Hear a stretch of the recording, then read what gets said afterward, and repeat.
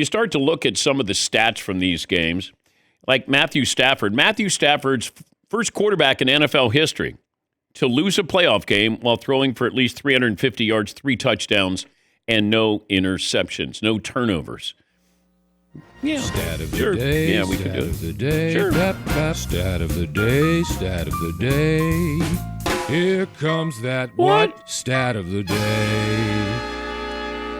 In fact, the Seahawks-Rams, the second in NFL postseason history in which both quarterbacks threw 3 touchdown passes, 0 interceptions.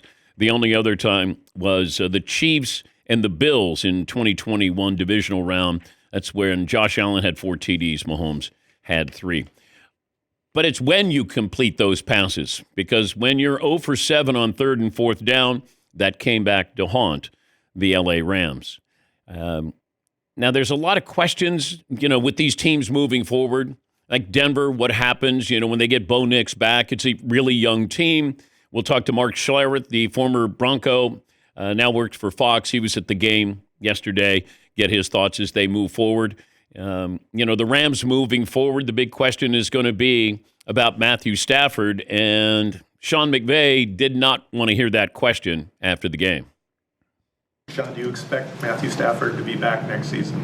Yeah, if he still wants to play, what the hell kind of question is that? The answer, yeah. You have to ask him. We've been totally present. I know that if he wants to, he's still playing at a pretty damn good clip. He's the MVP of the league, and if he's not, I got respect for everybody else, but this guy played at a level that's just different. I don't think it's a silly question, because Matthew Stafford was asked, and he said, I can't really sum up what's going to happen the next 6 months in 10 minutes or 10 minutes after a loss. But it's not a silly question. You like to be fair to the situation. You just lost a very tough game. Maybe you can ask it in a softer way and still maybe get an answer that you want. But, yeah, there's big questions here with Matthew Stafford. Unbelievable year. Crazy numbers. Does he want to go through it again at age 37? But, yeah, I think it's fair in the moment to ask that. But, you're watching the game and you keep thinking, okay, whenever the Rams would do something, Seattle would answer back. And Puka Nacua showed up in a big way. But I don't want America to, all of a sudden go, boy, that guy Jackson Smith-Njigba is really good. He's great. Now, he gets lost in the shuffle, even in his own division, but he is a tremendous player. He's not Puka Nacua, but nobody is. But, boy, he's right there with him on the doorstep, that's for sure. And you saw that yesterday. And Sam Darnold played well, really well. And we were talking about this prior to the show. And Fritzy said, can he wipe all of that away if he doesn't play well in the Super Bowl? I don't know, how much house credit he has, because we still go back to what happened with the Vikings, that they moved on from him. He's played well. He didn't have to play great the last game, but he played well yesterday. Like, he's a reason why they won the game. Not, hey, defense played really well. No, they had to go toe-to-toe with the Rams, and I thought Sam Darnold did a wonderful job going toe-to-toe. Not easy to do when you're going against Matthew Stafford. But here is the final call of the Seahawks winning the NFC title. Shotgun snap to Stafford. 9 seconds left.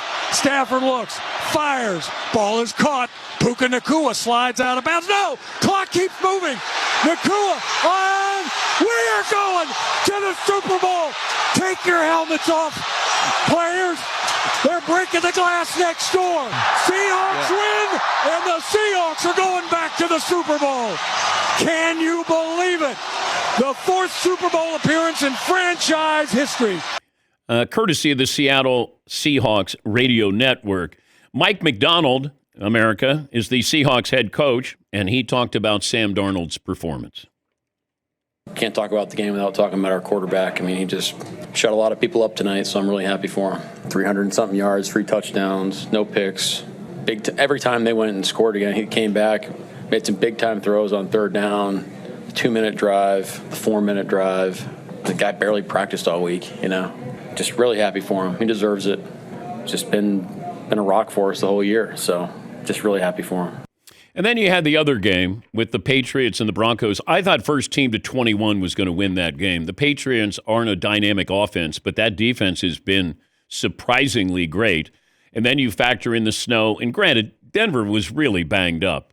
When you don't have your leading rusher, one of your leading pass receivers, and you're going into that game, and you got Jared Stidham trying to do his best Bo Nix impersonation and wasn't able to do it. But there was a moment, and I think you have to be honest with yourself. What would you have done in the moment when it was a fourth down and it's early and you can kick a field goal and you go up 10-0 and you know bad weather is coming? That was in the forecast. So you know that bad weather is showing up at some point. You know the wind is whipping. And I thought, kick the field goal. Just kick the field goal. It's 10-0 and you'll be fine. And I think that was the surprising part of it is it feels like it's a failure if you don't go for it on fourth down and somehow, you come away with a field goal instead of a touchdown, you leave 4 points out there. With a backup quarterback, bad weather coming, and I don't know how many chances you're going to get against this Patriot defense to get inside the red zone. And I thought, kick the field goal. Just kick it. It's 10-0. Because the worst case scenario to me is you don't get anything. And that takes away the momentum. At least I get 3. And it puts even more pressure on the Patriots. And Patriots, neither team really had a running game. But here's Sean Payton talking about going forward on 4th and 1. Just felt like, man, we had momentum to get up 14. It felt like we had a good call. Where were we at yard line wise there? Yeah, I think the feeling was, man, let's be aggressive. To get up 14, I was just watching the way our defense was playing. I understand it. I don't know if it was analytics. It may have been just gut feeling. It may have just been Sean Payton bravado that we got him. And I did say after the fact, look, if they had scored a touchdown, you're up 14, you're probably winning that game. So I understood the risk and the reward. But with Bo Nix, okay, I'll run that play. But even then, I don't like my backup quarterback rolling right. Therefore, he's taken away half the field. And give credit to the Patriots because they weren't fooled at all on that play. But, this fourth down analytics, man, it's gone crazy. I mean, I go back to the Detroit Lions would have played in the Super Bowl, but they were going for it on fourth down. And I know that's what Dan Campbell did the entire regular season. This is the postseason. In the regular season, you live for another day, another week, another game. Not now. And I think that came back to haunt them because I wasn't going to ask too much of Jarrett Stidham. I just wanted him to maintain. You throw one deep pass late, and then you come back and try to throw another deep pass in those conditions, and he gets picked off.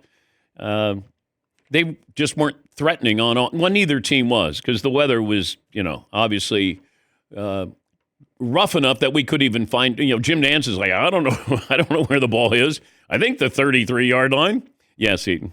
It's almost like those two big plays that Stidham had, the big throw and then the touchdown right after, maybe gave the Broncos a sense of false confidence there because those two plays were really huge failures by the defense more than exceptional plays. Broncos defense was great, and I thought that there were moments where Drake Maye could have been Josh Allen. I was surprised he didn't run more. And I think if they're going to beat Seattle, he's going to have to run probably 10 times because there were yards out there for him. And then you find out that last call where he doesn't tell anybody that he's going to take it himself.